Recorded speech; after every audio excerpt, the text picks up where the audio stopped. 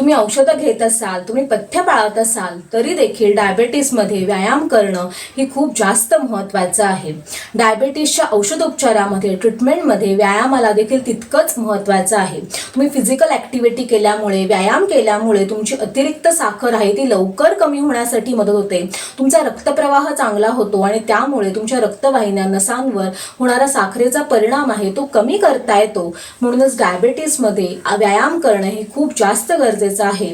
तुमचं वय काय आहे, तुमचं वजन किती जास्त वाढलेलं आहे, यानुसार तुम्ही योग्य पद्धतीने जर व्यायाम सुरू केलेत तर त्याचा तुम्हाला खूप जास्त फायदा होतो. जर तुमचं वजन जास्त असेल, ते जर तुम्ही वेळेत कमी केलं तर तुमची गोळी बंद देखील होऊ शकते किंवा कमी देखील होऊ शकते. बरेचजण करता येण्यासारखा व्यायाम आहे तो म्हणजे चालणं. अगदी आयुर्वेदामध्ये देखील शतयोजने गमनम म्हणजेच काय, तुम्ही रोज जर चालण्याचा व्यायाम केला तर ती डायबेटीससाठीची उत्तम चिकित्सा आहे.